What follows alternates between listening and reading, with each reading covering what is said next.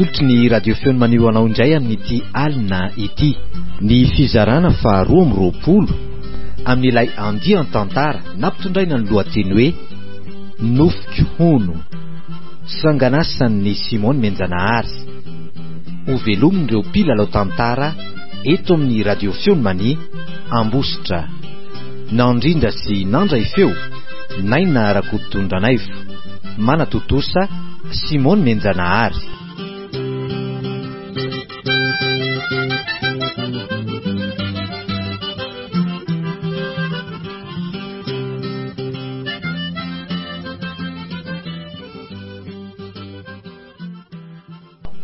Allo SP, ampandrosia ty amiko rehefa tonga monsieur Mandravamanana. Dawa.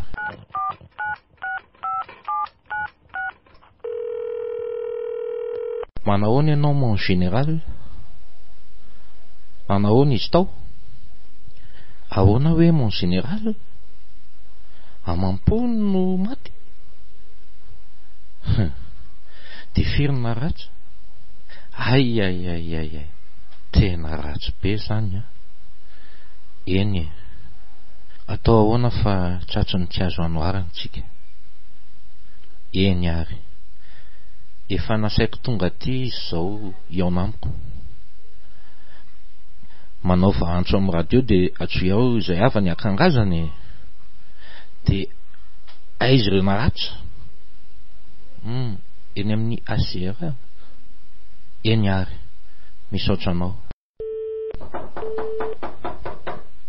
Manjosy manaja anao monsieur le président. Mazoto toerana ianao monsieur Mandravamanana. Eny tompoko. Tena miala tsiny raha nampiantso anao indray monsieur Mandravamanana. Reny maro reny no zavantranga mampalahelo. Inona no azontsika atao? Manomboka monsieur le président.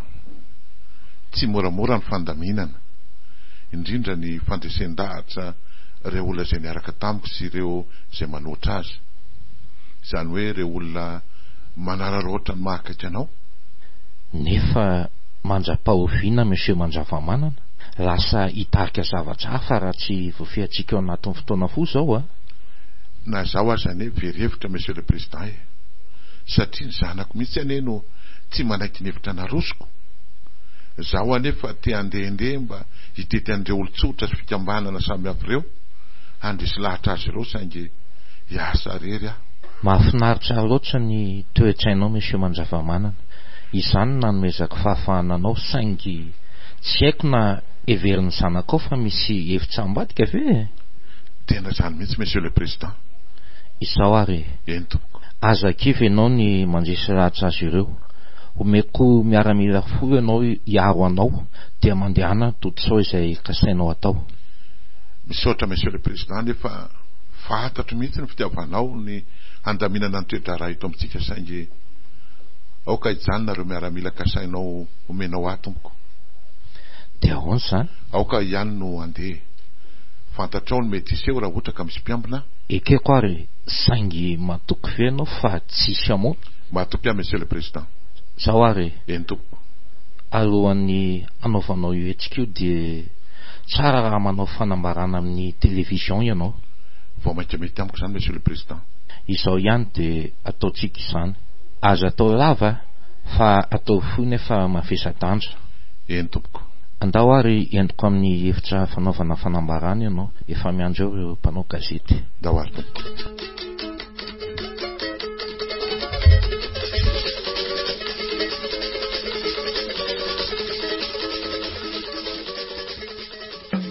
Ry malagasy mpiray tandrazana amiko, miteny eto aho anao, miteny eto aho ho atsika, mitondra ny teny fakahirezana sy fampiononana ny malagasy rehetra tamin'ireny zavatra niseho maly reny.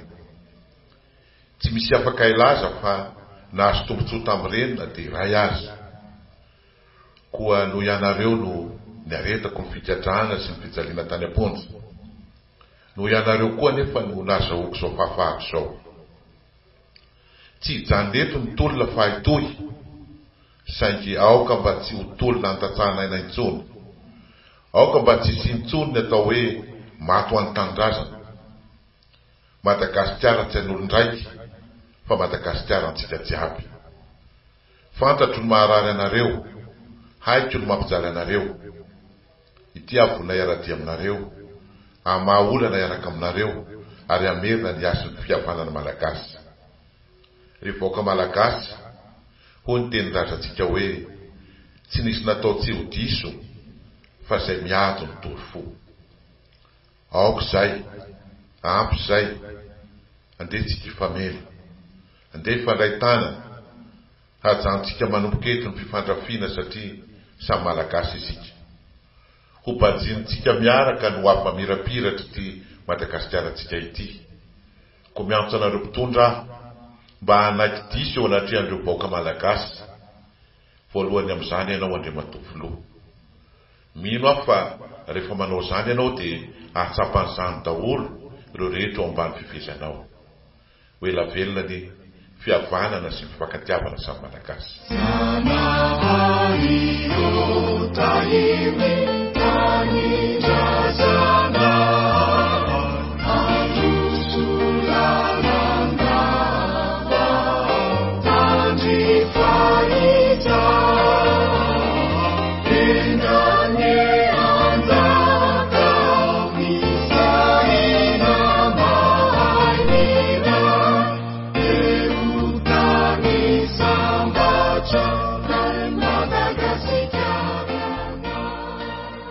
Félicitations monsieur Mandravamanana. Eto ifamiana isika. Manome toky anao aho fa arivo ihany dia anao izay voalazanao teo. Saotra monsieur le président.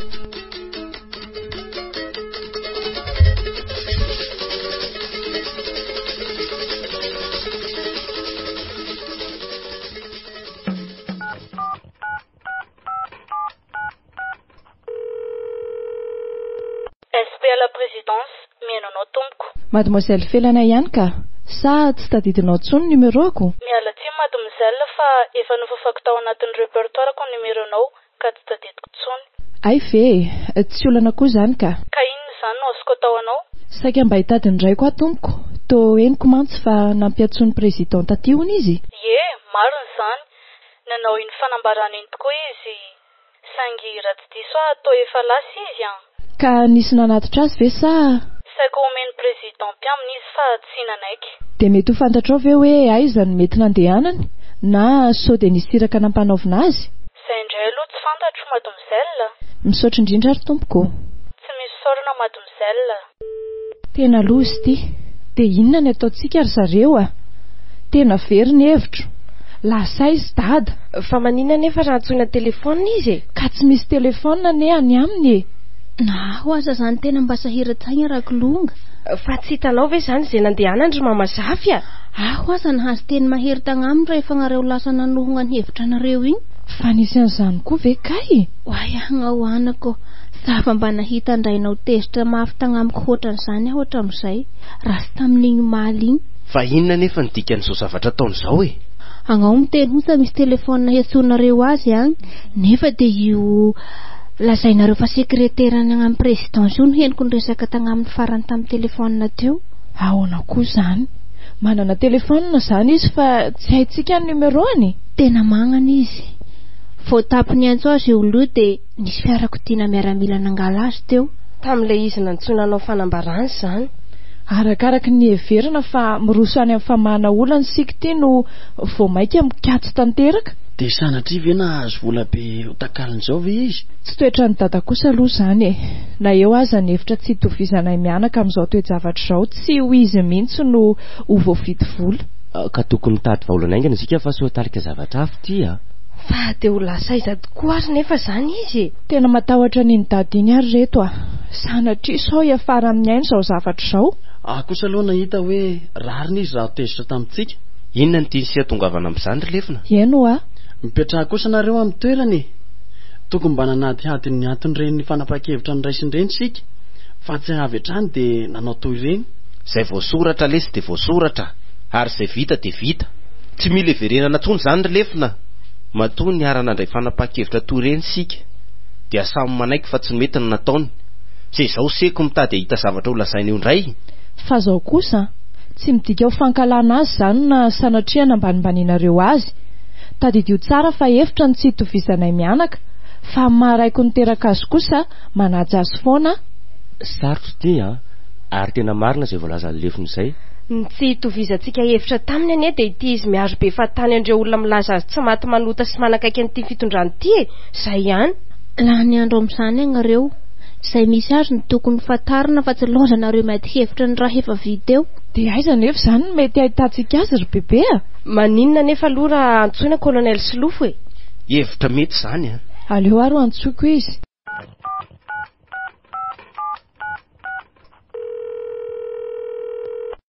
Manahona ianao felana?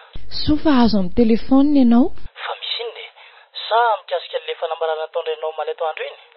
Izany eo iandro tonton fa hitadany ka tsy hitanay izay nandehanany hatramin'izao e. Otry, fa inona ny dikan'izany? Angaty sy niaraka taminareo teny Akadamboka izy omaly? Tantara lava be, lasa ny famaly mihitsy ary izay mianaka. Fa inona ndray ary zany? Vao zao anie ny tena nomboka ny ady ataontsika e. Nefa lozanareo mianaka ifamaly indray, fa inona ny anton'izany? Ka tsy nanaiky ny hanohizana ny ady ataontsika dada. Ahoana tsara hoe felana? Tsy tokony famaly fato-tsono ony fa aleo mifamela. Reny nambarany tamin'ny fanambarana omaly reny raha fehezina ny tiany atao. Fa nahazo voalotrina tany amin'ny prezidantany ny renao no avita madika ny tolona izay nirahana toy izany. Ka izany indrindra no iantsoko anao tonton tena reraka ny saiko. Inona ny hevitra fa sao dia sanatria ka hiafara aminy izao zavatra izao? Zao e, andraso fa aseiko renseignement namako izay toerana misy anazy dia miantso anao ihany na zany aza nefa kalma ihany fa aza dia kotabaina loatra izy tsy mora koa ny zavatra mahazo azy. Azoko tsara izany ka, fa dia miandry ny antsonao anie izany izay e. Zao ihany dia asaiko misy mijery azy ihany fa za matahotra ianao e. Merci beaucoup tonton izay fa mandra-pionary. Mandra-pionary. Isy miaramila asainy mijery azy ony dia miantso antsika izy rehefa avy eo. Ohatrany tsy d'accord amin'ny hevitra fandrava izy raha ny fahenoko azy Tena izany mihitsy. Dia ahoana izany inona amin'izay ny ataontsika mandra-piandry an'izay rehetra izay? Raha za manokana dia non comment mademoiselle. Mba tsy azo kosa ty ataon'ny latiry lefina. Fa nefa maninona anao Ka marina kosa ny anaingo tiany ohatra miseho mandady izany sery lefina. Ao kanefa ho fantatry se mazava fa maramila talohany se dia midikinina amiko nefa izany matony ala dia tsy nahataty. Ka inona nefa ny tadiavin'ny se atao aminay sandry saketrika sa kôkô? Tsy milady amin'ny lary jaune tsy fantatry lahy moly ty fa zany raklady. So every lafa kapitaine Alson ary le asa. Anareo ve adaly? Tsy midinika amiko zany ny anarana zany na zany solona anarana raklady zany le tsy. Oale ty fampitsapy zany. Fa nareo ve geky sa mandrany? Sany fokarongony manao loam-body tsy misy fiheverana toy io. Mangina ianao jaune sao heverinao fa vehivavy ary dia ho refesinao maso toy izao. Afaka mifampitana tsara tsika mba hoaka ifanaja kely. Rehefa tsy zaka zalahy dia mba mitenena ny marina. Sambo aza le tsy zakany ka vao maika laisany io. Ka le rio ohatra miseho manambanimbany tena tsy reveko e.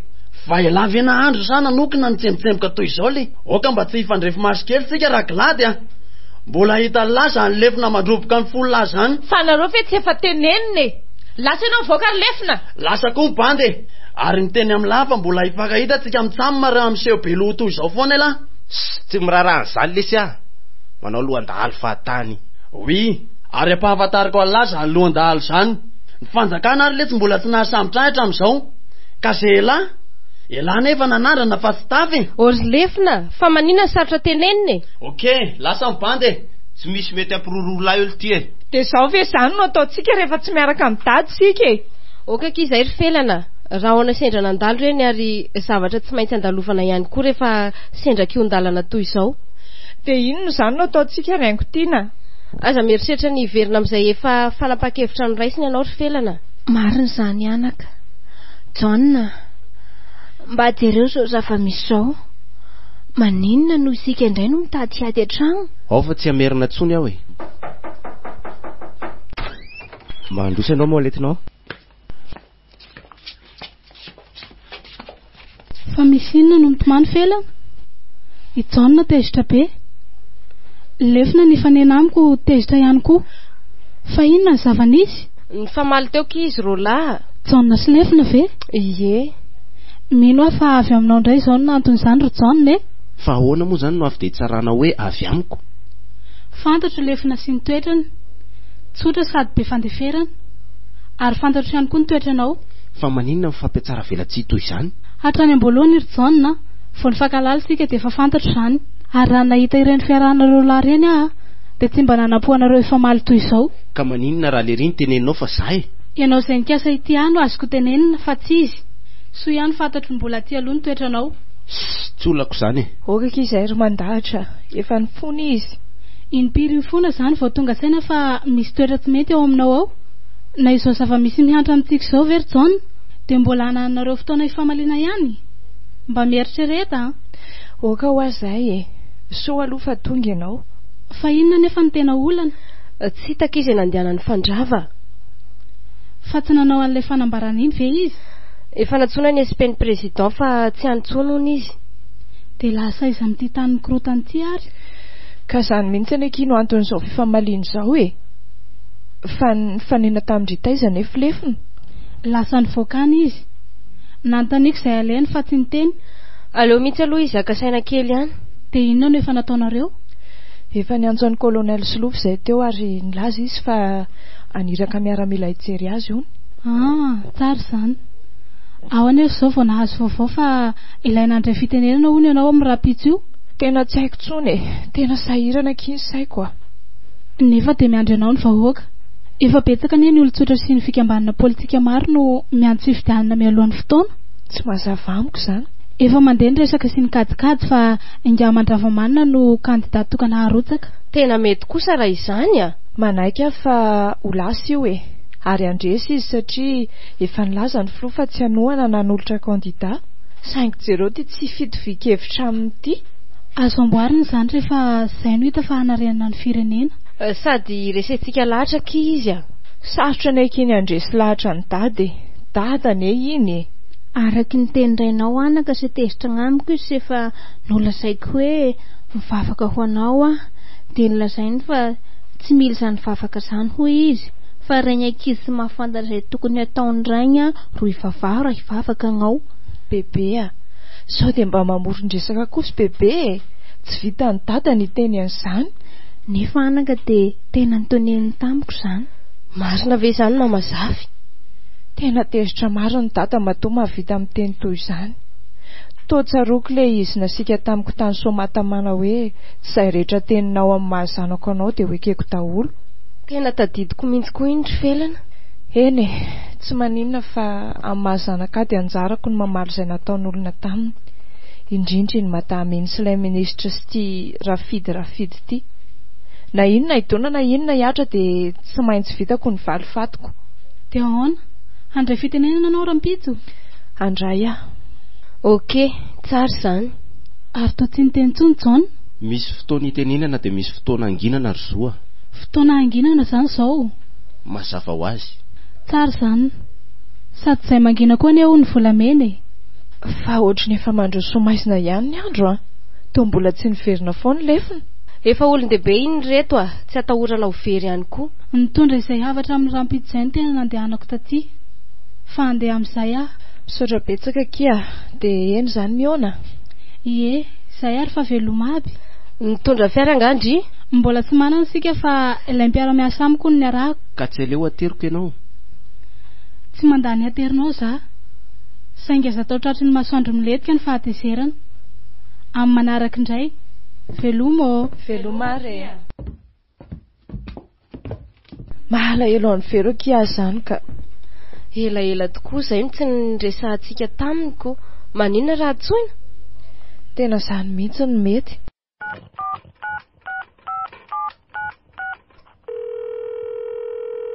Mademoiselle, salama.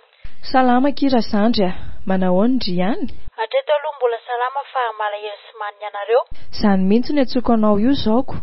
Apetrapetra ao amin'ny zala-piambina eny Ambatolahy ny tanàna dia mba miakara-moa. Dia mba manakory nareo any? Mbola salama tsara aby izay fa betsaka ny zavatra tokony ifampiresahana moa. Anay koa tena manana ndry. Eny ary fa ataoko izay.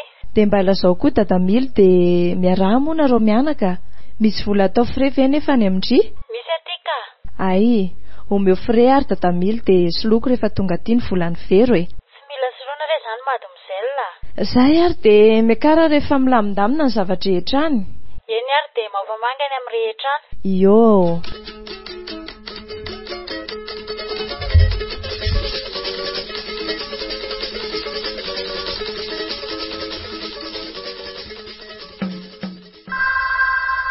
Oui, allô? Manajanao mon colonel. Ahoana, misy vaovao?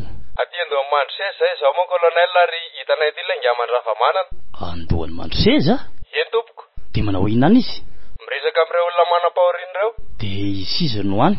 Izy rery tompoko. Mbola any zany izy amin'izao? Eny tompoko. Bon, arao izy andehanany fa asaiko alainy soferako any izy zao dia zao. Voaray mon colonel, tapitra. Fa sahina diso tafa oatra zany ataon'izany a. Aleo vonjenany fa tsy fantatra izay zavatra iveriny sasany.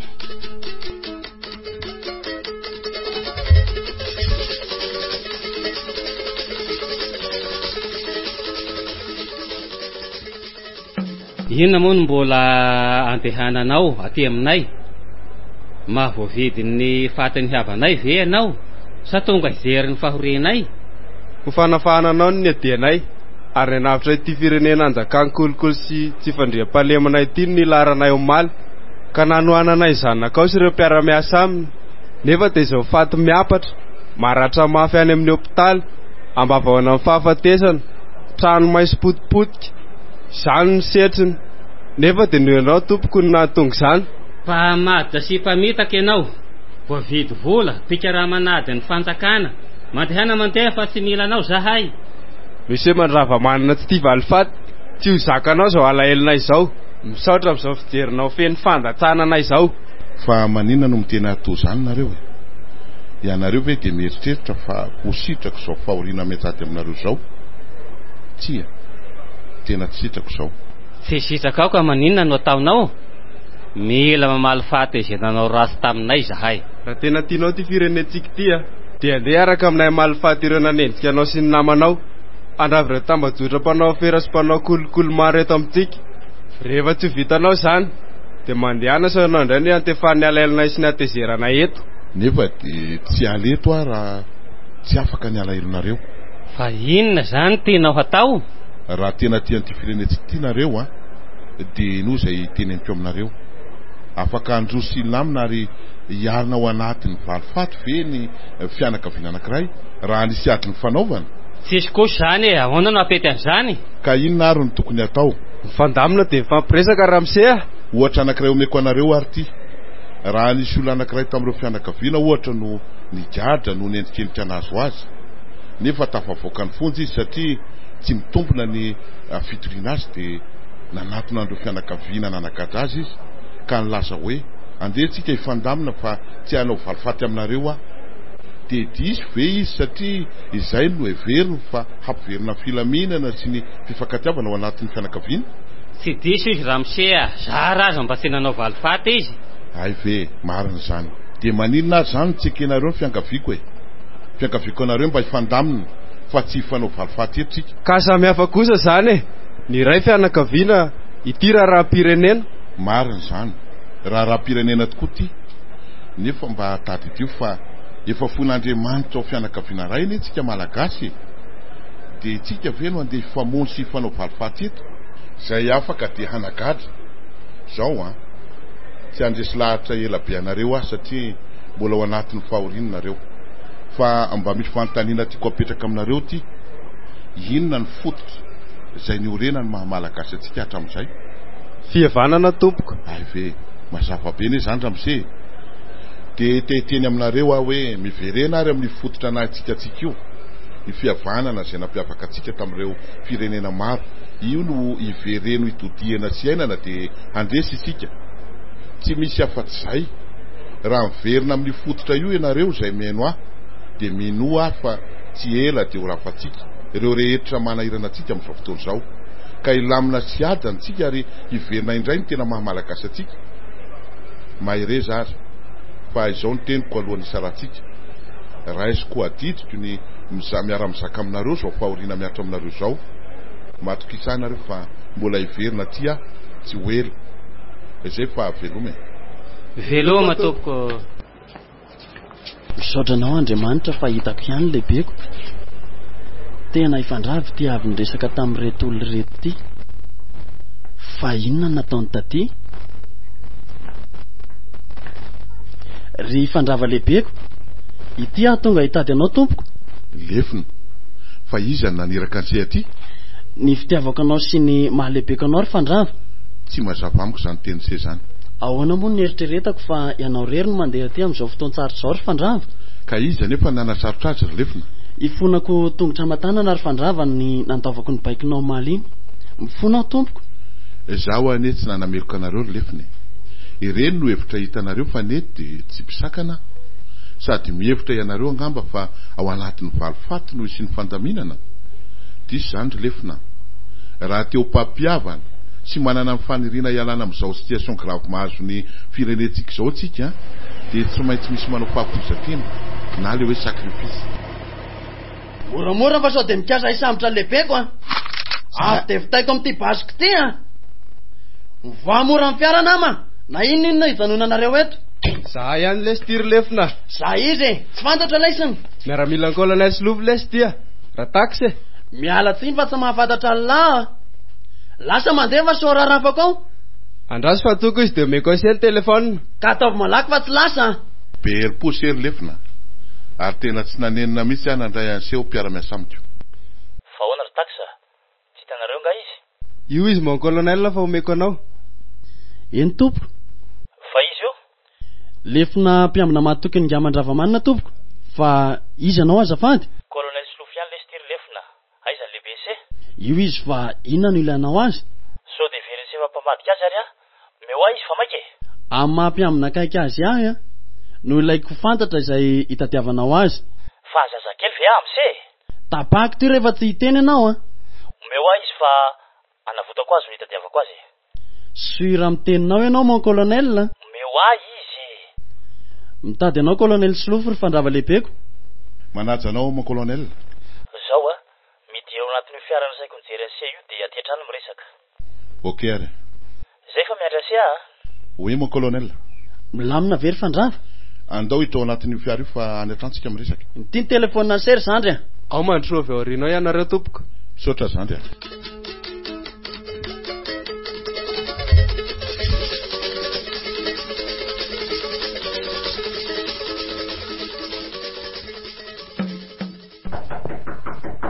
hoe mandroso fa tsy midy io tonga le olona nasanao nentina ty mon colonel ka maninona ny tsapanotronse izy izanao izy lay bandy atao hoe lefina tompoko ay ampandroso izy fa le mpiambilaza velao iandro ivelanao miaraka amse voaray mon colonel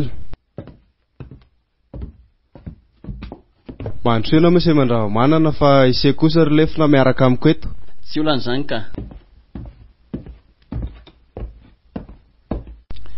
inga mandravamanana fa inona moa zany ataonao zany tena tsy mazava amiko mihitsy tsy maninana tsy anontany fahasalamako azy se fa vetany de fanontaniana tsenana olona hita fa mirijeriza toy izao ve moa de mbola anontaniana fahasalamana sa marary se ny vatako ihany se no salama fa ny saiko sy neritreritro tena marary efa eniko tamin'ny felany zany fa izay anton'izay mihitsy ny mba tiako hazavainse amiko efa niantso ansenga ary zareo efa niantsa tokoa izy ary nilaza mbangivango ty fisehoan-javatra ty fa inona ny tena antony tse sa se ve nahazo vola be tampon'izao fivadian-javatra zao raha resaka vola de afaka manontany an'iny zanako iny sery Slofo ny manome maimaim-poana azy anao ataoko donc tsy resaka vola zany mihitsy fa mety ho zavatra hafa de inona nefa miaramila ne sery Slofo ary tsy vata miaramila aza fa manambonahitra ambony eto amin'ity tany sy fireneny ity de maninona no manana fomba fijery toy zany ka isika kosa nery fandrava eo fanao tenerany iady hatramin'ny farany sika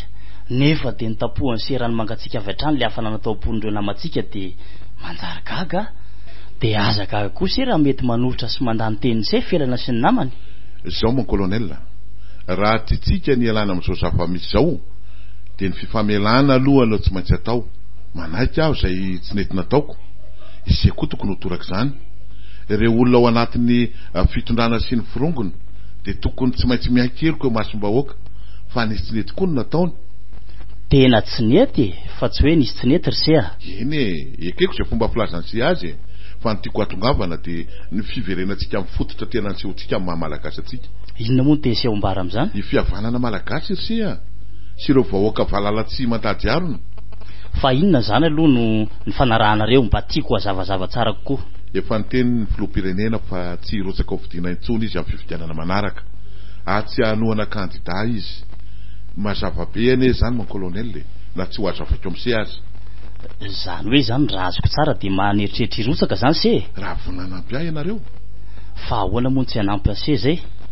Ireny efa nambarako tamin'se ireny ny zavatra nisy tany soky mba nofinofiko raha ohatra ka mirotsaka amin'ity fifidianana filoham-pirenena ity ny tenako. Se no tenreko ministry ny fiarovana asa la tadidiny se ireny tadidiko ile la panaterana se blokinao tao anahy iny. Rehefa lany anefa sika ka hitondra n'ity firenena ity de ny voalohany asa tsy maintsy ataotsika de ny fampizarantsika amin'ireo olona naman'ny filoham-pirenena ny toeranao anatin'ny gouvernemanta. Ahoana tsara monsieur le président. Mazava zany hifampizara toerana amin'ireo zay efa namotika sy nandavo ny fiaina se ve? Tsy ny fiainako ny mpanjinina colonel Silofo ny fiainam-pirenena sy ny vahoaka efa divitry ny fantrana sy ny fifankahalana ary ny famalina fahatetseroa mba tsapanse ve fa toy ny valala voatango an'izy ireo amin'izao fotoana izao ka very fanambola velona. Eny tsapako ihany zany saingy de avela ao libre amin'izao kosa zany ny olona navita ratsy sy namono olona teto amin'ity firenena ity de hitovy nanao ny tsara ho an'ireo namany sy ireo nanao zay nampahonena ny hafa tsy lasa kosa zany ringa mandravamanana ka. Nefa de zay ny mba tarijetrako tiako tratrarina tsy sitrakan'Andriamanitra mpifahavaly malagasy mon colonel efa fono nosy ty tantsika ty noho zany condamné tsy maintsy miavantsika. Fa ise nefa no izy eto avitan'izany ireny ny sasany tamin'ny Rosororivo ny laza sy nampanantena ny vahoaka fa izy no misy mendrika navy firenena ity. Na atao daholo zao teny soratra masina zao mino fotsiny ihany aza matavitra fa za tsy hakany kely eo aminareo fa ny anampy azy anao ataoko omeko 4 daholo nisy ambaravarany ho asiana puso ny omby ary raha vao misy midahalo mangalatra de ho tratra io. Inona ny tsy natao mba hatonga azy eo amin'ny toerana na hatramin'ny religiozy aza latsaka andalambe daholo nanatra sakafo an'ireo mpiandro barazy tamin'izany fotoana zany. Ny mpiandro sy ny diakona nandroka de voly atraizy atao Antananarivo tao hatrany amin'ny lapa rehetra tany satria no hoe verina fa itirangaty tokoa nanavitra ny firenena zay efa reraky ny 7 taona teo ampelantanan'ilay olona milaza fa i Madagasikara amin'ny taona 2000 de ho afaka hamana ny mponina ho aminy ary ho afaka hanondrana ny ambombavany velany ny paradisa sosialiste zany Madagasikara tsy mandohalika humaniste écologique de tonga teo indray laza fa olony fahamarinana tsy nisy afa-tsy ny fitetezana ny Madagasikara tamin'ny alalan'ny fiarakodia tsy mataho-dalana nataony tamin'izany ary ny arahana hita fa de zay nandanin'ny fotoam-piasany madaredy ozondrehetra tamin'izany de ireny hitany se ireny fa ny solom-bava-bahoaka fotsiny de nahavita nanala azy teo amin'ny fitondrana.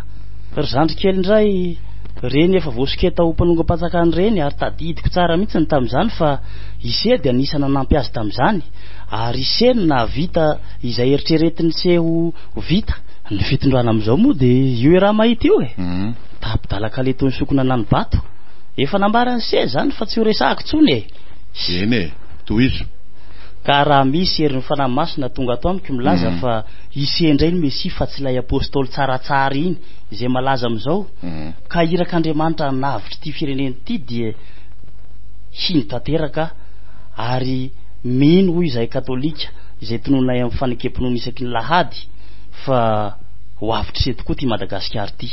Mampalahelo azy Silofo ary tena vao mahita malahelo andreo vahoaka efa mananiky ny 20 tapisaketriny satria na iseno everiko nafantatra tsy mahalala azy ty na ise mody tsy mahafantatra na tena tsy mahalala tadidiko ary omeko ansela teny le mahitotra anankiray niatany fanavaka vambolokoditra tasy Afrika tsy mitatsy Nelson Mandela zay Nelson Mandela ho indrindra mahatsy izy tamin'ireo vahoaka marobe tonga antsena azy raha ny vahoaka ny fonja 3 andro taoriana ny voan'ny fonja io rehefa nigadra 17 taona tranomaizina. Je n'étais pas un messie mais un homme ordinaire qui était devenu un leader en raison des circonstances extraordinaires. Teny frantsay zany fa teny feno fanetretena ny fiainana ny ainana nanoloana ny ady zenatrehany niaraka tamin'ireo vahoaka zay nanaraka azy betsaka tamin'ireo vahoaka afrikanina tatsimo ireo no ny andrandra fa ty lehilahy ty no l'homme fort handrava sy androdana fanavakavahana tany atoerana.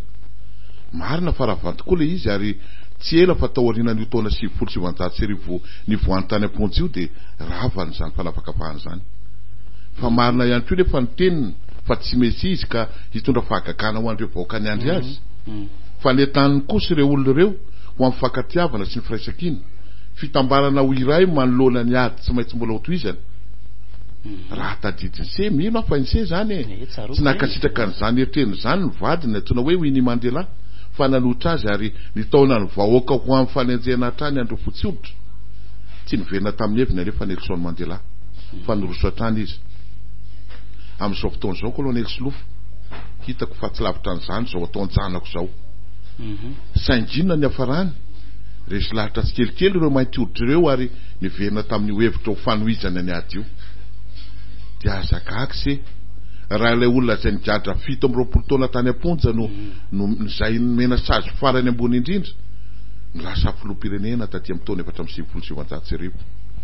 Fa tonga teo amin'ny toerana Nelson Mandela dia ny fifamelana, fifonana faobe na ilay hoe grand pardon no nataony voalohany. Aiza amin'izao fotoana izao zany firenena afrikanina tatsimo zany ma colonel, vita ny hafa ve dia tsy mbo vitatsika fa ny finiavana politika amintsika tsirairay no tsy misy. Zany se mba nofinofiko eto amin'ity firenentsika ity. Tsy maintsy miditra amin'izany itsika fa ho tanteraka eto ny tena fampandrosoana marina ao anatin'ny firaisankina sy ny fahasamihafana. Bon, misy fisaitsainiko zany ary tena tokony ho saisainy tsy mihitsy izao ane. Saingy izao androany izao aloha sika mialatsiny amin'se aloha fa tsy resy lahatra amin'izany samy hafa mihitsy ny malagasy ny afrikana tatsimo afrikana tatsimo zay efa nianja dimy fanavaka vaham-bolokodika taona maro. Eny ary tsy manery an'sia fa tadidio ty teniko amin'se ity dia andeha. C'est un devoir que de rêver l'unité et le rassemblement des forces de liberté. Na tsy ho azo avaiko amin'se ary zany Silofo dia mazava. Eny azoko zany. Inona moa zany tsy mba nopinofisany seny sy ny fitambarana ho iray eo amintsika mba hananatsika hery ho an'ny fahafahana. Velomy se dia misaotra tamin'ny fitadiavana fantatra fa fitiavana sy no antony. Aza matahatra nefa isery Silofo fa tsy ho vereto Madagasikara mihitsy aho. Maka hery sy manome sotim-po andreo malagasy reraky ny fijaliana sy mitady ho tivotry ny famozapo ny tenako. Eny ary velomy se dia mba mandehana alohany an-trano fa mitebitebiny ankizy. Mito ihany zany mandra-piona.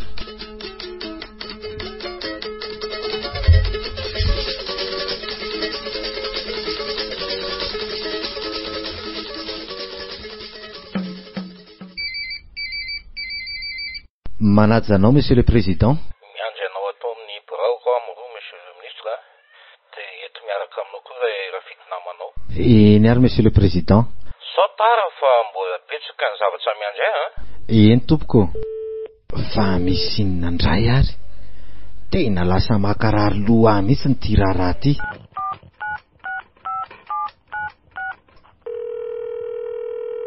Monsieur le Ministre. Miandry anao aty amin'ny biraoko aho amin'ny ray sasany Monsieur Rafidy.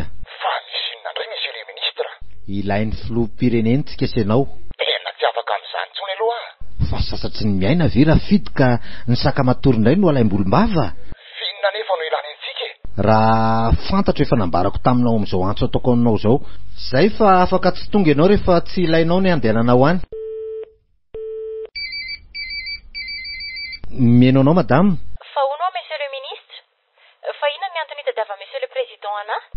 Aiza ary no ahafantarako an'izany madama. Tadiaviny zany ianao dia mandehana any. Fa amin'ny firy ny fotoanany meny ianao? Any eo amin'ny roa, any amin'ny Brown. Ka zahay sy Monsieur Rafidy koa ny napetsony any dia any zany tsika mionako. Fa tena tsy azonao nieritreretra ve izay antony apetsona Monsieur le Ministre? Tena tsy fantatro madama. Fa mandehana aloha dia any ity izay ilainy antsika. Eny ary, mandra-piona ianao? Mandra-piona ianao madama. Samy miaro ny rambony tsy ho tapako zao na izy président na zahay telo mianadana ireo rehetra mpiketrika miaraka amin'ny gafoloha. Aleo miomana fa tsy ho hita eo ihany ve.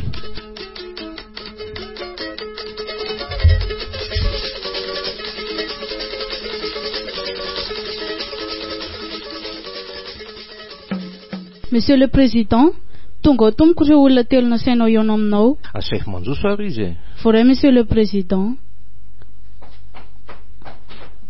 afaka mandroso tompoko nareo. Misaotra kia, ty misy zavatra kely ho andry. Miala tsiny madama fa tsy afaka andray an'iny a. Tony komba miavina.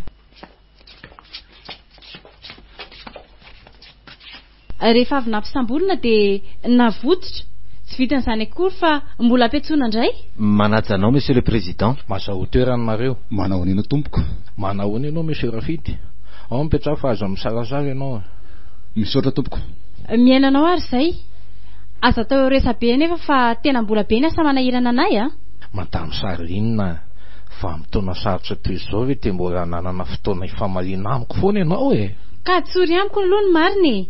Iza ny nampisambotra sy ny sambotra? Aiza no ahafantarako an'izany e. Tokony hosorana aza no ataonao satria zange no namebaiko ny amitsorana anao e. Mazava izay. Ka lazao izay lazaina fa ela be izany. Madama, mba asio fanajana fa filoham-pirenena io miresaka amintsika io e. Ka ny volako monsieur le ministre no naha-filoham-pirenena azy a. Anga io lany raha tsy nisy ny fanampiako. Enjana be ty le. Zanke ve izany no zava-misy? Tena tsy misy davitra misy ty madama ty mamaly azy. Ma izany aza aoka ifandamina madama. Inona izany no mbola fifandaminana andrasana amin'izao fotoana efa mikorotana izao monsieur le ministre? Règlement de compte no andrazako fa tsy fandaminana izany a. Fa izaka ianao madama? Madame Sarlina raha tsy fantatrao e. Mampatsiaro anao a fa ato ambiraoka ianao a. Aoka ifanadisika. Izay izany ny antony antsoinao anay aty. Hotsindrina sy horaonana toy izao. Eto ampelantanako daholo ane madama ny afera rehetra nataonareo e. Nataontsika sa nataoko? Dia mbola iverina amin'izay indray ve isika? Ka teneno e. Teneno hoe inona daholo izany ny afera nataonay? Miala tsiny tompoko fa lasa resaka mandeha tokana le resaka. Mangina anao monsieur le ministre. Ianao no olona nitendreny fa tsy za mihitsy a. Ka tsy natokana ho anao kosa ane madama ny fitenenany. Sady miala tsiny aminao fa tsy zakako ny fanimbasimbahanao ny lehibeako eto masoko toy izao. Ka anao inona nefa ianao? Anorana sa anavandra?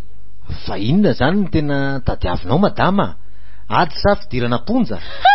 Ahoana tsara hoe ady sa fidirana ponja? Ka rehefa tsy hay alamina ianao dia voatery antso mpitandro filaminana haka anao.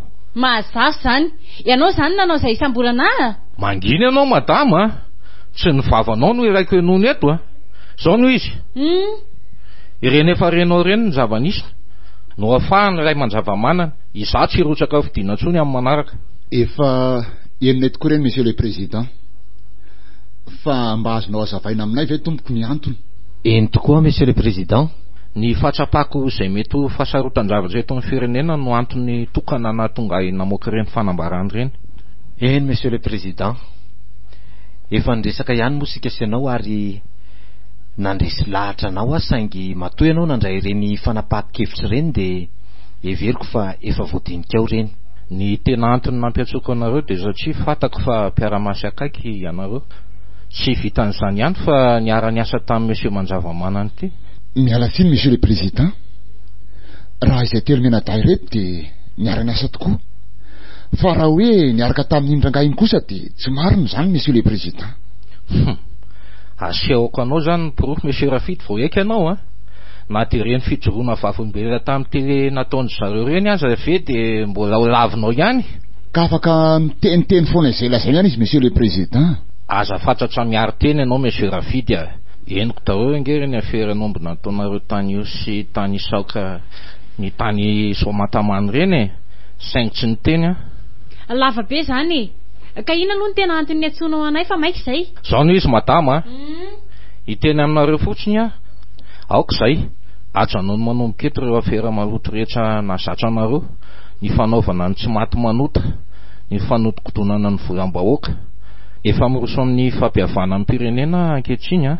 Ka aoka mba tsy ho avy aminareo izay akaiky ahy no mbola andrenisako zavatra hafa avy any ivelany ihany. Mazava zany monsieur le président fa matokisa ianao fa ho ataonay zany. Mazava ary ny amin'iny monsieur le président. Fa ny mba nitiako antaninanao dia ny mikasika izay solotenanao na hotoananao amin'ny fividianana. Efa nambarako tamin'ny filan-kevitry minisitro ngefa akoatriny tsy filatrahako dia tsy hanoana olona e. Ka izany ve tsy avy hatrany dia anevana ny mpanohitra hazo ny toerany? Inona nefa ny maharatsy an'izany ngarafidy a. izay ampiraman'ny firenena ny tanjony. Sarotra ihany aloha zany monsieur le président satria tsy mbola fantatrao izay ateraka izany aoriana. Aiza no ahafantarantsika fa raha alany eo zareo dia hitory sy anagadranao na ireo niara-niasa taminao. Mety ho marina izany ahianao izany monsieur le ministre, nefa tsy maintsy manomboka isika. Raha izany foana no ahiah dia ho tanteraka tokoa izany, dia oviana vao mba hiarina ka tena hisy fidianana marina tena keny vahoaka eto amintsika. Teo reny tany ivelany reny miditra ny filoha vaovao ihany ary tsy enain'ny filoha hiala, dia toy izay koa rehefa vita ny famonjam-pahefana dia aterin'ilay filoha vaovao eo ambaravarana ilay hiala. Izany mba nofinofiko monsieur le ministre. Nofinofo marina izany. Fa ny nofinofo no mety ho tanteraka madama. Mazava zany tompoko. Dian'izao dia mitadiava izay ho candidat isoa ianareo. Ary farany monsieur le président, dia ahoana ty korotana tsy misy fitsarana eto amintsika ity? Tena atahorana tokoa io, saingy efa miasa sy manao izay andresa lahatra ireo mpanotry nga manjava-manana. Hitanareo zany ny takalona mitsorana azy. Madama, aza micrée problème ianao e. Mba hainao arekeo izay nambarako, fa raha takeko aminao anie ny vola rehetra azonao tamin'ny fomba tsy marina dia vita ny comptenao e. Nefa tsy hanao an'izany intsony satria tsy antsony zao ny resaka. Farany, satria efa misy olona raisiko dia aoka mba anaiky ny fifamelany ianareo. Aza manao zavatra hiteraka fifanenjena sy fifamonoana amin'ireo izay tsy mitovy hevitra amintsika intsony e. Misaotra anao monsieur le président, matokisy ianao tompoko fa ho totosainay arak'izay voalazanao teo izay izany rehetra izany. Misaotra anao monsieur le ministre. Torak'izay ihany koa monsieur le président ny teny avy aty amiko. Vonina ho mpanatanterak'izay voalazanao teo. Izay zany samy miandry izay ho tony sika rehefa ireo olona niady sy nifanenjika tamintsika ny tonga eo amin'ny fitondrana. Dia azagaga ianao monsieur le président fa ianao ny voasambotra voalohany. Tsy maninona izany madama, fantatro izay ataoko fa aoka ianareo no hitandrona. Afaka mandeha amin'izay ianareo.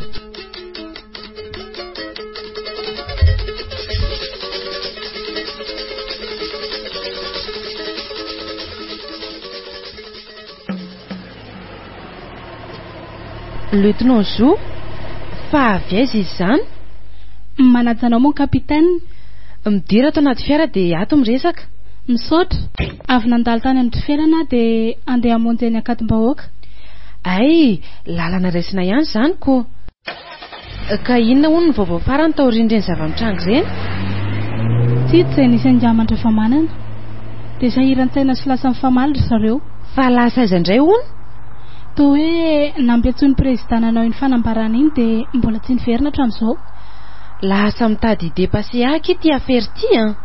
Fa ahoana e? Ka araka ny vaovao henoko dia hanao fanambarana ihany koa nandroany alina président. Ka tsy maintsy hanoana iny fanambarana natao angaman-drafamanana iny izy. Ny tena tsy mazava amiko aky ary mahalasa ny saiko dia tia izy ireo lalasa ny arany azy ity. Inona ozy indrina ambadika izao? Izany mihitsy ny tena maharomitra ny fialanao e.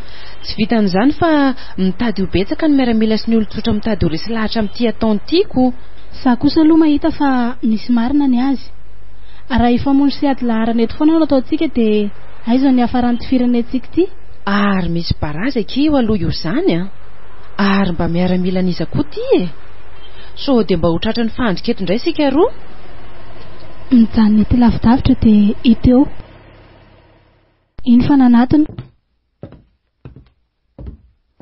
Manahoana ianareo mirahavavy? Ay ve lahy e.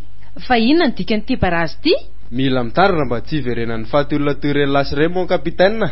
Marina lety zandry a. Dia ahoana? Efa vonona ve sa misy zavatra tsy dia mazava amiko a. Fa tsy mazava ahoana? Lasa mizara roa indray aho ry zalahy. Ady hevitra be ny hoe hiaraka amin'ny aman-dranomanina sy ny hoe aleo manohy ny tolona. Io le vao nambarako tamindry teo. Dia ahoana izany? Manahirana be aho e. Ary colonel Slouf ve aho? Izy mitany eny mandresy lahatra ny zalahy ao anara-dia ny aman-dravamanana e. Inona izany a? Dia inona no atao amin'izany kapitana? Aleo aloha tsika miresaka aminy dia ho hita eo izay lazainy. Fa efa niaona tamin'ny aman-dravamanana nga izy? Omaly ariva no niaona ry zareo. Taizany ry taksa? Manana stratezia enjana be ty aman-dravamanana ity e. Fa inona ny mahatonga ny sehiteny an'izany? ka ny ao nasindresaka tamin'ireo olona nanany maty tamin'ny afera afako malinany a izy tany andohany mandroseza ve ie isy ilay bandy atao hoe lefina ino nitratrako nyresaka tamin' zareo teo ka zay zany tsy nahitandry zareo any lefina tsy nahitandry zareo izaky tsy voatoyko le resaka natao teo fa felana mitomany jaona tezitra be ary lefina mivoaka ny vavahady sady tezitra be ihany koa no tratrako tany amin'ny zareo ay zany izy nivoaka ny tady angaman-dravamanana dia ahoana ity dia nasain'ny colonel nody izy dia niresaka taory zareo ao ary sokafany barazy fa eo naminy zahay voaray mon kapitaine sura letsy a sura re iny mivoaka iny mihitsy izy vao maika tsara zany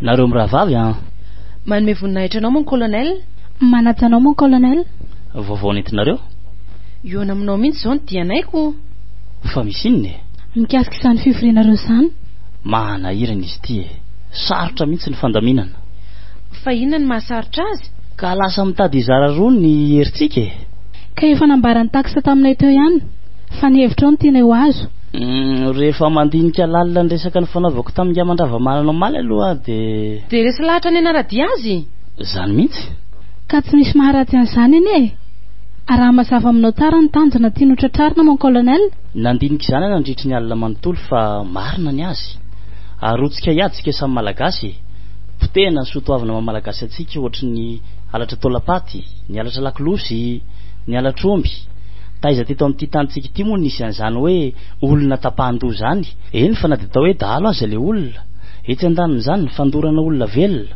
ny fanolanana masera ny alatra taova sy ny sisy ao ambadika izany rehetra izany nefa dia misosoka mangina mitrandraka ny arentsika ny vahiny ny volamena ny bois de rose ny vato sarobidy maro isan-karazany ny hena sy ny ompitsika izay mifototra amin'ny fiainan'ny malagasy mihitsy tena resy lahatra mon kapitaine dia inona zany no ataontsika hanampiana azy mila mijery tetika vaovao sika hanampiana azy isan'izany ny fandraisendahatra azy anaiky rotsaka ho mpifaninana amin'ny fifidianana filoham-pirenena raha isika miaramila sy ireo zanadamy miaraka amintsika ane mon colonel mino afa tsy ho sarotra fa ifelana ny tena hanahirana aza manany amin'izany loatra fa anjarako no mandresy lahatra azy ilefina ane efa miaraka aminy iny koa manko efa nahita tsara ny fomba fiainana dia ahoana zany ty atsika ataontsika androany ity tsy manaiky ry zalahy fa aleo aloha ataony io sady vao may manamora ny asa ho ataontsika ihany koa zany ka sao dia mbola isy miaramila alefa itivitra indray eo efa nisy fifanarana ny androany ka tsara zany ka zao no tsy maintsy ho ataontsika ifampizara asa tsy ho ely sika dia hiparitaka any amin'ireo faritra izay efa nesantsika ka anangon'ireo dalo rehetra efa lavolefina anazava amin'izy ireo zao resaka ifanaovantsika izao tena mety zany dia toy izany koa ry fialana sy ireo namany hevitra tena mety zany mon colonel ka tsy tokony andrasana ela mihitsy a na izany aza araka ny resaka ny fanaovanay dia anao fanambarana indray hono ny filohandroany efa henonay koa zay ka aleo aloha enony izay olazayny dia mihaontsika raha-pito za kosa mahita fa tsara raha any amin'ny fiailana no atao ny fionana tsy manino zany lieutenant mazava zay dia miandry izay fotoana eto zany sikako efa manomboka tonga tsikelikely ny olona fa mbola misy zavatra kely ho ataoko rehefa avy eo zany mihaony zay oay saika adiniko eny mon colonel ho avy eo very felana efa nandalo tany aminy aho fa ho avy izy ka tsara zany fa na izany aza tsy mety ny resantsika izany aminy aty mila resaka milamina tsara ny tranony zany voray mon colonel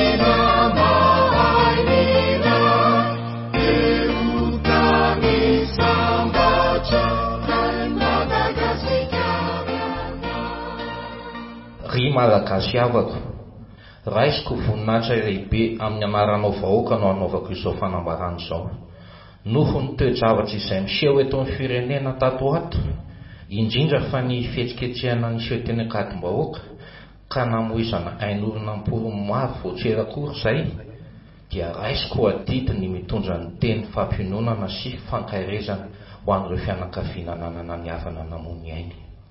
Mitondra ny firarintso ihany koa ho an'ireo izay naratra ka mbola manohy ny fitraboana eny amin'ny hopitaly. Andriamanitra ny hoe anome fiononana haingana ho anareo ary anome fahasitranana ho an'ireo mbola mitrabo. Na inona hevitra tsy itovizana, na inona resaka tsy fanarahana, heveriko amin'ny mafilo ahy fa tsy mety ny mandatrakaina. Ka eto dia manaiky ny mety ho fahadisoana avy amin'ity fitondrany ity ny tenako tamin'ireny tranga mampanay farany ireny. Miloranitra aho no mety ho lena, mandeha tany mety ho solafaka, ka hifonako eto anatrehanareo izay niseho ka andraikitra ny aingana avy aty amiko. Tsy izany ihany, farak'ireny fanambarana efa nataoko ireny dia mbola mamerina ny andro ho amin'ny fiara-miasa sy ny fiara-mentana ny tenako ny mba hisian'ny fifamelana eto amin'ity firenentsika ity. Miainga avy aty amin'ny filoha izany ary midina amin'ny sanambara tonga rehetra. Hifonako ry vahoaka malagasy izay rehetra nataoko na ireo mpiara-miasa tamiko ka niteraka ratra-po ho anareo. Tsy sanatria ka isika no firenena farana latsaka andavaka indrindra, mbola azo atao tsara ny manarina izany ankehitriny. Ary efa dingana nataoko ireny fandefasana malalaka an'Andriamatoa Manjavamanana ireny, indrindra ny fanambarana nataoko fa amindra fahefana feno, ampiralahiana sy ampitiavana amin'izay olona ho vafidy ho filoham-pirenena indray ny tenako. Ry vahoaka malagasy, fotoana izao ary mbola tsy tara isika. Raiso ny tanako ary ho raisiko ny tananao. Hifampitantana isika navitra ity tanindrazantsika ity. Ho ela velany Madagasikara manana ny hoaviny mamirapiratra.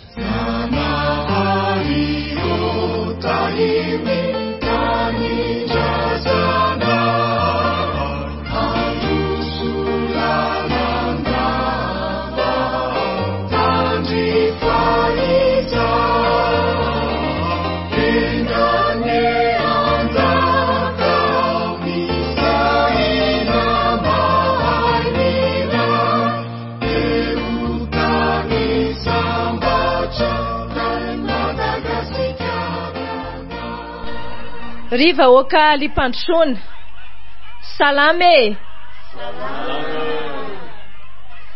Nateo aza ny rivo maherin'ny tsoka sy nandavo atsika.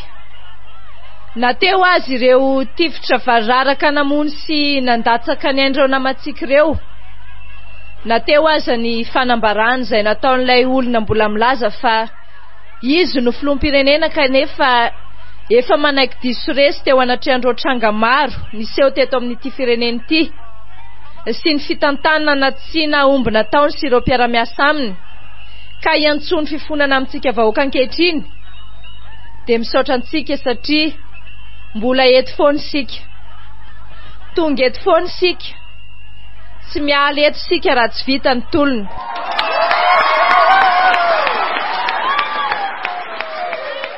Aizay zay maty eo, aizay zay maty eo, aizay zay maty eo, aizay zay maty eo, aizay zay lena eo, aizay zay lena eo, aizay zay lena eo, aizay zay lena eo. Na izany aza miangavy antsika rehetra mba hitsangana ka anoka ny 2 minitra ho andreo namantsika namony ainy tamin'iny fotoana farany niarantsika teto iny.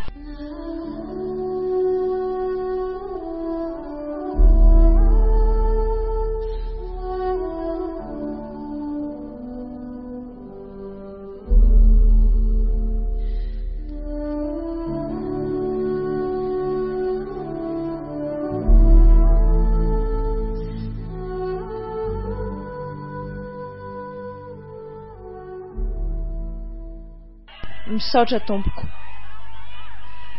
ny raha latsaka teto amin'ity toerana ity, ny aina rehetra nafoy teto amin'ity toerana ity dia tsy avelantsika ho verimainy reny fa vao maika azy ho lasa zezika ka ampiroborobo hatrany izao tolona hiarantsika manao zao.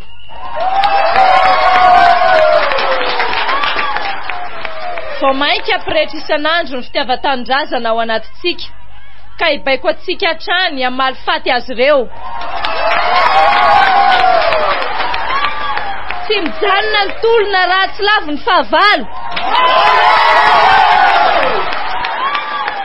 Oresen'ireo tsy maty manoty eto amin'ny firenena. Mandresy ny madinika sy ny mahantra. Mandresy ny fandriam-pahalemana.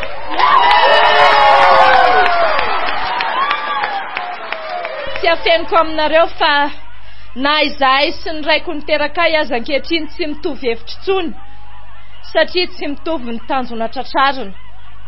Na izany aza nefa ny hevitra ny tsy hitovizako aminy, fa izy kosa mijanona ho raiko mandrakizay. Tiako izy ary mamiko loatra izy. Ko miantso antsika ary vahoaka malagasy mba hifanometana isika, tsy atahotra fa hiroso amin'ny lalindalina kokoa hatrany, anafoana ireo geja maro mamatotra antsika sy ity firenentsika ity. Oela velona ny vahoaka malagasy miady amin'ny geja mamatotra azy. Oela velona ary ho mafiorina ny firaisan-kinantsika miady amin'ny fahalalahana. Oela velona ne Madagasikara any malagasy, misaotra tompoko lahy, mankasitraka tompoko vavy.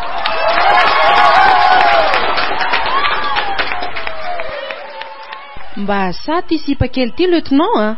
Tena mafana fo loatra izy. Aleo aloha sika anatiny eny amin'ny zareo. Andao ary.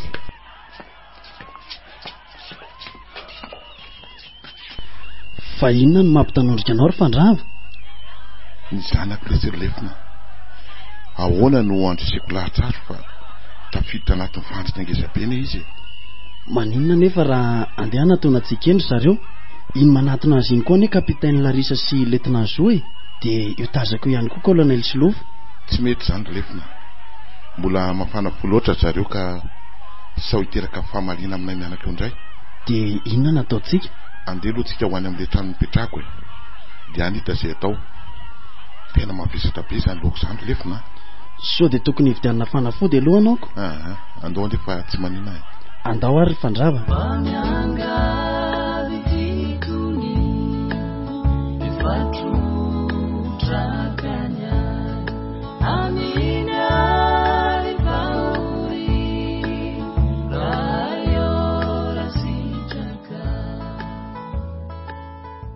Dia nanahoana aloha ny fahitanareo ny kabariko?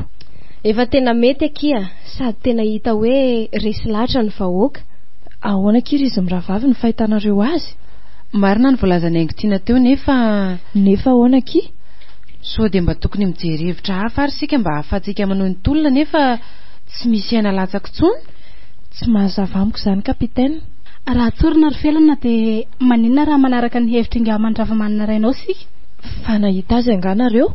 Tsy hoe nahita azy izay fa sao dia izy ny tokony ampitsika. Aleo aloha avy dia tsoriko fa tsy mankahala ny dada aho na miady aminy.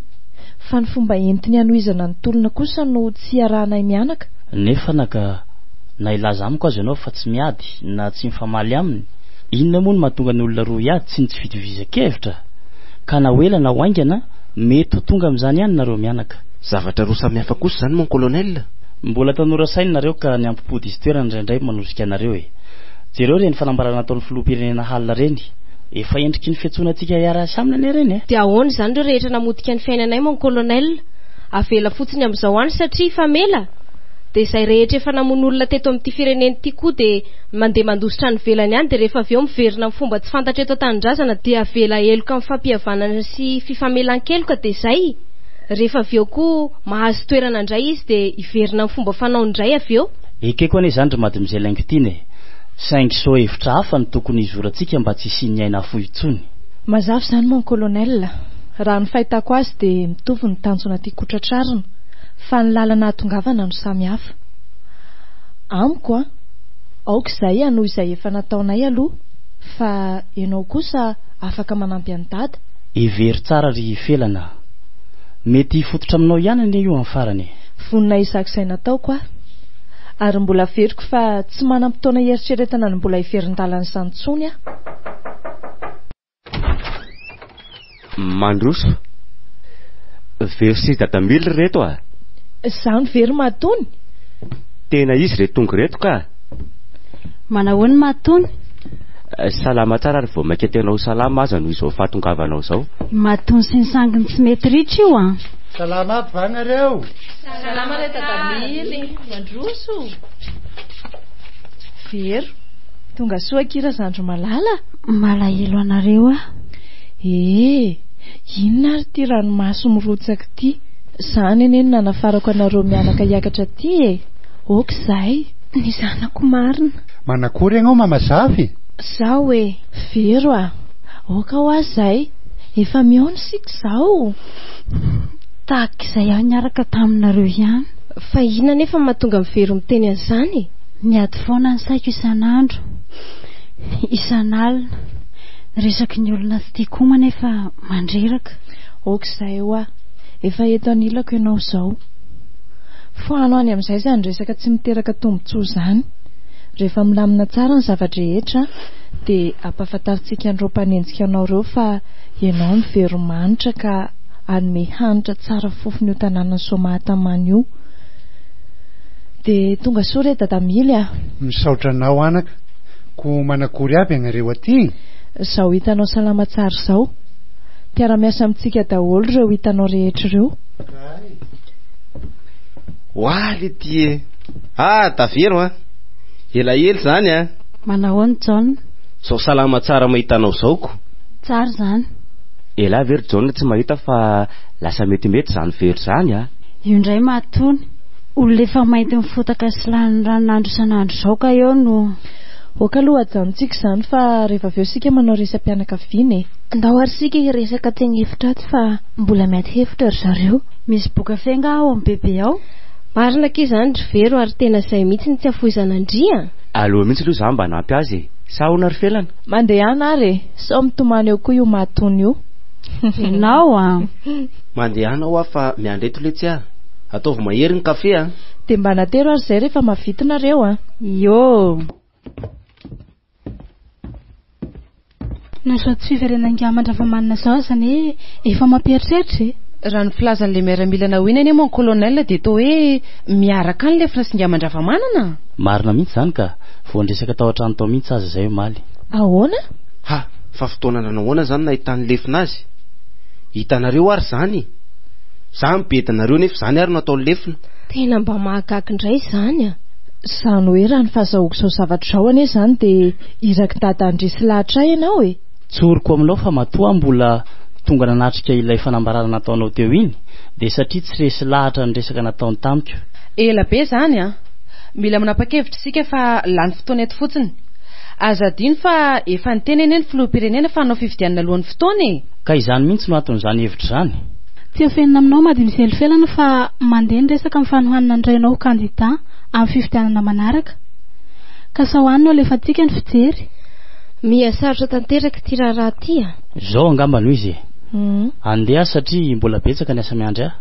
Fa ny ampahafantariko anareo ary efa nambarako tamin'izy roa vavy miaramila ireo zany dia manomboka mizara roa ihany koa ny hevitr'ireo miaramila miaradia amintsika. Ao ny milaza fa aleo manaraka ny hevitringa mandravamanana. Misy kosa nefa ireo tsy resy lahatra amin'izany. Ka vavako soa misy ireo mademoiselle asakazaka izay hihinana azy. Mazava amiko hatreto ny tianareo atongavany.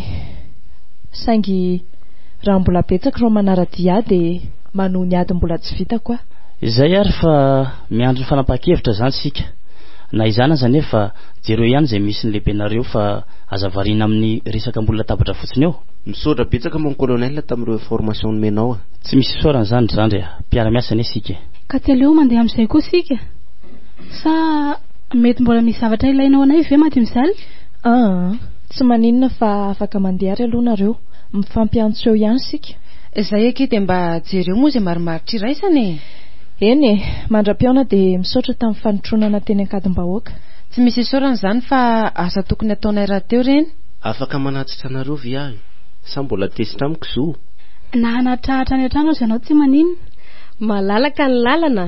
Moa ny varavarana raha teo raha tsy hidy sady tsy misy alika miambina ny zo. Aiza kosa e. Zay fa velominareo. Velomare.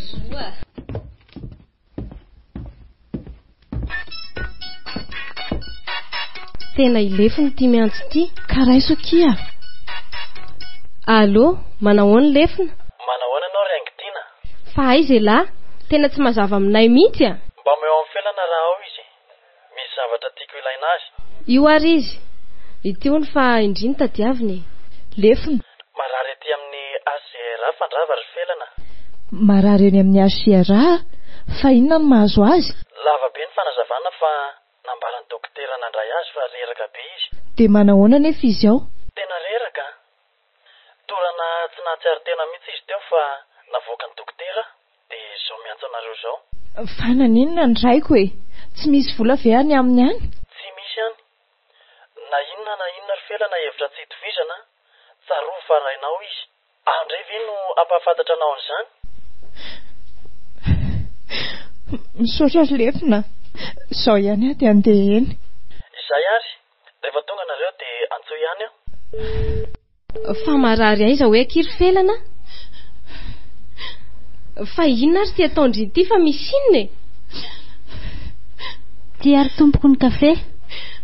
Fa misy inona no mademoiselle felana? Marary niditra hôpitaly any amin'ny ACRA hony akifandrava. Zay zany tsy nahitako azy teo. Oka moa zay ry felana, inona ary ty? Mamagavy a? Fa misy inona reriverony dia tahitreta hoatr'izao agnao. Ka lazainy Raingitina fa marary any amin'izany ACRA zany no dadan'ny felana. Ka inona ty mampitomany anao anaka? Lozako ry bebe. Fa inona ny lozanao e? No nataoko ny mety anto'izao namparary any dady zao. Mety vokatry ny arerany koa ngamba anaka fa tsy dia izany loatra. Izao dia andao hijery azy any sika. Aiza ny poketrako teo Raingitina. Tsy misy olony any na dia vola azy tsaboana ny dady. Ity ary dia andao haingakaingany. Marahelo indray koa. Ka ty aloha sotro ny kafe dia mandeha sika. Tena tsy mahasotra reny intsony ary vero. Misotroanareo dia andao sika fa tara. Tena loso indray zany le aza. Fa izy jaonina teo? Lasa nivoaka nanatitra azy roa vavy any izy. Ka andao ary moa fa tara ety any? Tsy aloha bebe sy very miandra trano. Andeha aho mademoiselle. Koa zanako mba andeha. Aleo ahy janona fa mandeha any nareo. Aleo ary sika lahy miandry trano ry mahatony a. Andao ary sika.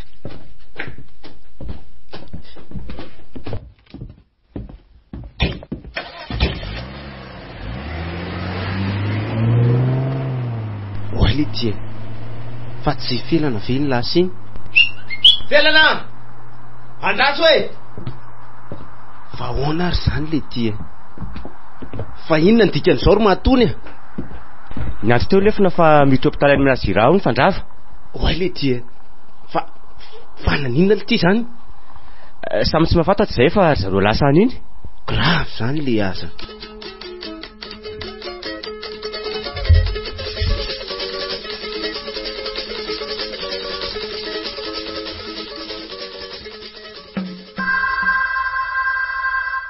SP. Mialatsiny monsieur le président, fa niantso teo ny dokotera taliany ACRA fa miditra hôpitaly ao ny mandravamanana.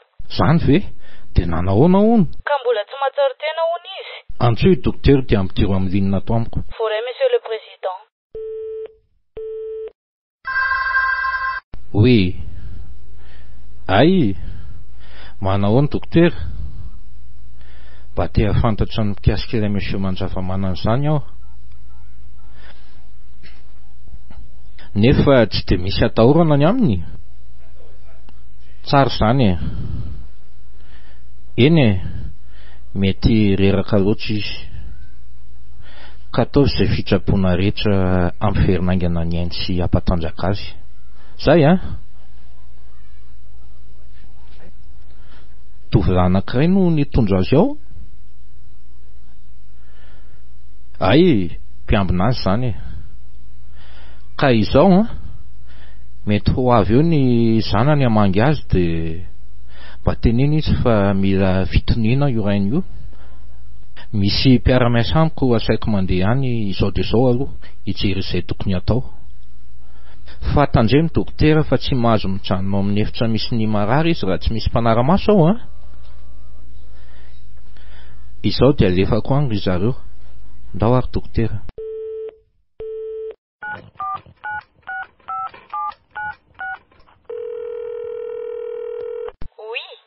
Miainanao, monsieur le président. Zao nareo sy monsieur le ministre dia mandeha any amin'ny ACRA fa miditra hôpitaly any Mandravamanana. Ka inona nefa nidiran'ny vitika amin'ny petrolina amin'izany? Azafady. Madama, misy antony matoa maniraka anareo any. Ka inona nefa no ilainanay amin'izany? Faizany zanany? Ho nananao sosoniara ny asa taminareo nge izy e. Everiko fa tokony mba amaso azy koa ianareo.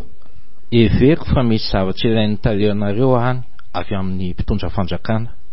Ianareo mianadahy no itokisako avity izany. Sao mba irahanao hamono ny olona kosa zay? Tandremo madama fa raha sanatria ianao ka mieritreritra an'izany ka anao amin'izany aminy dia izay koa ny vitany aminao a. Izay fa mandehana fa maika ny irana anareo any e.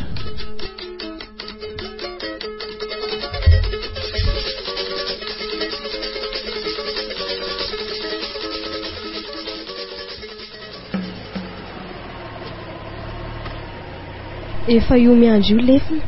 Andao malaky ary. Fa aiza zany misy azy ry lefina? Andao fa hoentiko any nareo e. Saingy mbola tsy navelan'ny dokotera idirana ao aminy fa ny zavatra mahagaga ety ity. Dia ninona e? Lasa niditra koa anie le madame Charline sy ilay ministra mpiara-miasa aminy. Ha? Inona tsara hoe ry lefina? Lasa niditra aiza? Eno a? Tena ao amin'ny efitra misy azy mihitsy. Fa miketriketrika ny amon'ny raiko dia hifankahita eto an'io ary ataoko mahafantatra mihitsy. Iny ary zareo fa mivoaka makaty? Tena izy marina iny. Taoko mahalala ny anarako tsara ty an'io. Inona ty? Fa iza koa ary ty mba mianatra manefaka eo? Manao inona ty ianao madame Charline? Samy kiasa ny amon'ny raiko. Ny Amel azy ry kialakely ty no andehananay ty a. Amel. Mademoiselle, mba sa ianao mikasa tanana olona toy izao a? Fa inona ny dinareo aty amin'ny raiko e? Fa inonareo izy? Fa mitady inona ry kialakely ty e? Monsieur le ministre, lehilahy ampiandizanao lefina fa tsy zazavavy toy io no anaparanao hery. Sady efa ela koa izay nifampitadiavana izay monsieur le ministre. Tafahoantsika izao ka dia hifankahita eto. Iantso sécurité angana. Sécurité aninona e? Aza mibilana dia kely fotsiny aza fa vorobako amin'ity basiko ty lonao madama. Mikasa ny amon'ny raiko satria nieritreritra fa tsy misy mpahalala hoe niditra hôpitaly ety izy. Lasa miala raha tsy ataoko ringitra eo io volondohanao io madama. Aleo lavako azy mademoiselle raha mbola mikilitra andeha eo io a. Tena ho akaraboko very eo raha tsy sakanana marina. Mitady ny kilonga vaviny somatamana angamby io. Oka kizay vero a. Aty amin'ny hôpitaly eny isika e. Ndao madama andeha. Aleo ry zareo no ikarakara ny marariny eo. Mandehana fa tsy mila nareo ikarakara sy tsabo azy koa zay e. Vitanay io. Okizay rakolonga. Efa ela mihitsy ny andrasako andreny mamazafy a. Mbola ho asiko anao ry kialakely a. Rediredy. Andao tarito any amin'ny efitra misy azy amin'izay zay ry lefina. Andao ary.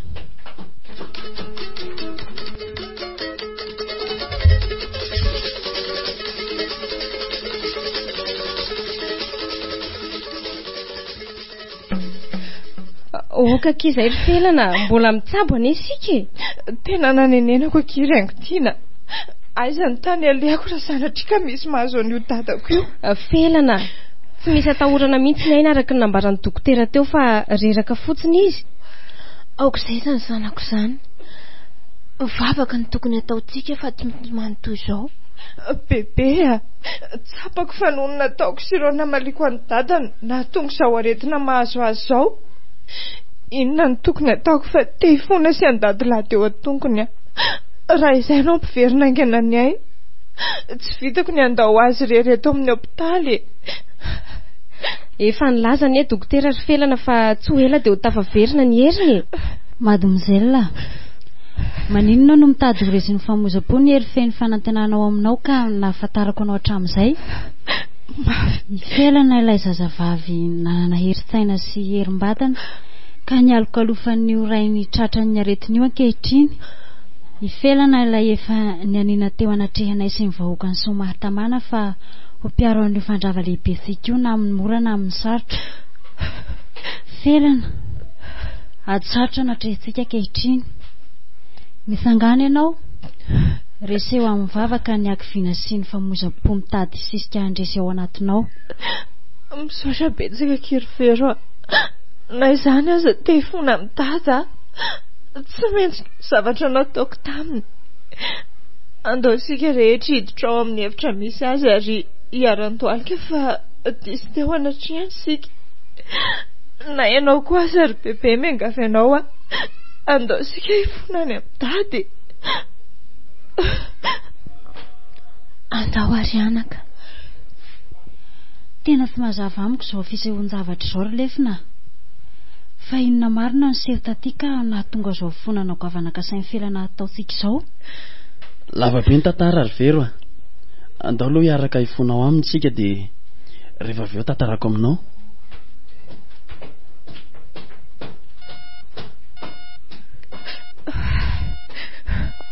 Samiary mandoalika eto anatrehany dady sika.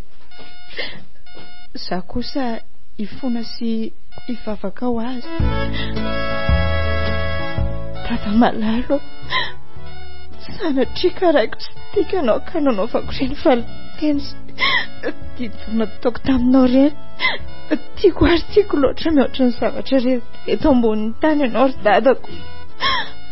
Indro afelana zanakao, ilay maditra kelinao mifona aminao ary dada.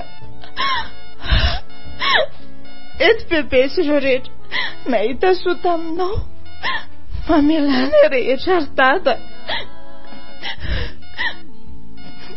Andriamanitro, ianao mahafantatra, ianao no mahalala izao fangatanay fifonana sy famelana izao. Miangavy aminao, miangavy ianao amin'ny kamoram-po indrindra irery Andriamanitra rainay, mba tsapo ihany izay fahaizanao ka hiverina hainga eto ampofoana indray io dadako io. Manome toky ianao ho setrin'izany fa anaiky ary ankatoa izay rehetra ambarany amiko. Misaotra Tompo. Amen.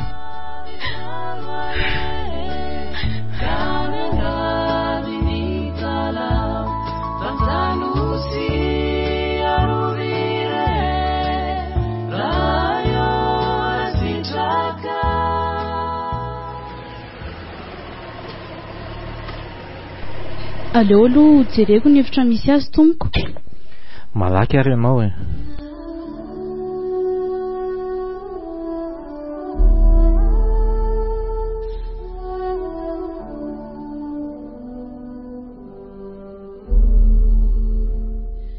Monsieur le Président, misy zavatra hafahafa mihitsy ao amin'ny efitra misy azy ao tompoko. Hafahafa ahoana? Malaky jerenareo zao ry sécurité a. Tsy olona mono azy ianao. Ka avy dia lazao mademoiselle fa manjeraka. Ao sokafo ny varavarana hijerevako azy. Amin'ny vanim-potoana toy izao tsy mila olona midororo ny président.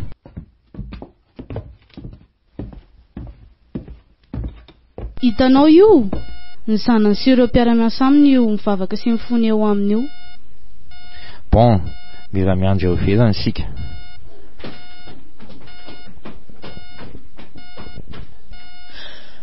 Mivavaka ho anao izay ry dada malala, mba ho sitrana aingana ianao.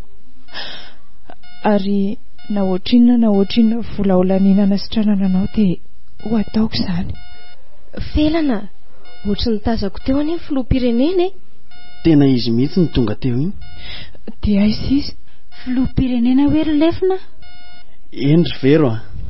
Fa hanao inona ty izy? Sa hisambotra azy indray ve? Efa zavatra afaka iny atongavany aty fa tsy izany intsony a. Tena very mihitsy azy izany a. Andao aloha jerendry zareo ary sika.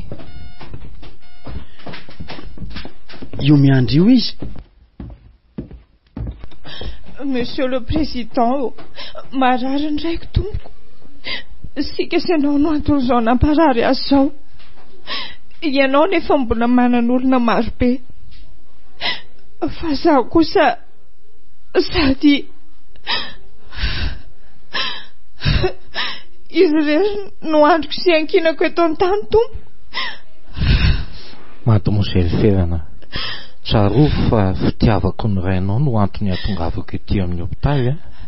Tsy misy ambadika politika na sanatria hoe takalon'izay zavatra nampanaoviko azy, fa fanehoako aminy sy aminareo havany indrindra ianao zanany vavitokana ary ny vahoaka manontolo fa tsy misy olona manana ny ampy eto a, tsy misy olona tonga lafatra eto fa ny eo ampitiavana, fifamelana, izany no tanjona ny arahanainanao. Tafaresaka tamiko tokoa izy rehefa namaly azy ianareo ary nambarany tamiko tamin'ny resaka ny fanaovanay fa nanjatra azy mihitsy izany teny nataonao izany ka nitarianao ireo namanao anda azy. Eny tompoko, nataoko tokoa zany ary zany natonga amin'ny fona amina dia mbola tsy maheno zany fonako zany azy izy. Mademoiselle, eny tompoko, mba mananjanaka vavitaonao koa aho ary tokana toanao. Fantatro sy trapako ny fitiavan'ny zanaka vavongainy niteraka azy, indrindra tamin'ireny fionana maromaro ny ao antsika ireny. Izao no teniko aminao. Eny tompoko, raisiko an-tanana ny fitsaboana azy, na eto toeran'izany na mety andehanany any ivelany. Fa ny angafiko anao dia aoka mba ankatoy izay lazaina ianao e. Eny tompoko, aza mieritseritra ianao fa misy tambiny izany rehetra izany, fa tiako siriko ny mba hiaina ao anatin'ny firalahiana sy fifankatiavana ity firenentsika ity. Ireo izay noverinareo fa mety navita heloka teto amin'ny firenena, aza manay ianao fa misy rafitra hijery an'izany eto. Misaotra indrindra tompoko, manome toky ianao aho fa tsy dady tsononao fanambarana fa ny tenako ka iantsoko fofonana sy fifamelana eto amin'ity firenentsika ity. Tena tsara izany mademoiselle, fa raha roa teto ihany koa no milaza aminareo fa atsoatso dia ataontsika ny fidianana mialohan'ny fotoana, tokony vonina amin'izany ianareo. Misaotra indrindra amin'ny information omenao monsieur le président. Izay angamba, ka raha mahazo alalana avy aminao dia aoka izay mba hitsidika azy no sady resaka amin'ilay dokotera izay fitsaboana aingana nasitranana azy. Mahazo alalana ianao tompoko, ary dia mbola mamerina ny fisaorana amin'izao faneom-pitiavana asionao amin'ny raiko izao. Tsara raha miaraka aminay ianao dia sady miresaka amin'ny dokotera sika. Ho anareo namany kosa misaotra anareo amin'ny tsy fahafosanareo azy mianaka. Tadio fa mbola manana andraikitra lehibe tao amin'ity firenen'ity nga mandrafa manana, ka ropio izy. Ndao ary tsika mademoiselle Ferana. Ndao ary tompoko.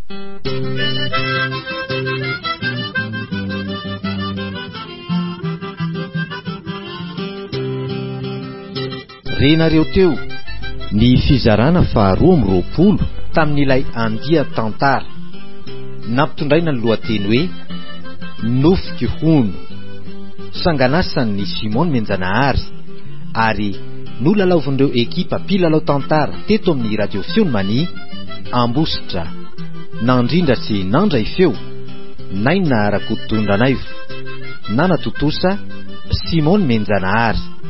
Mbola itoy.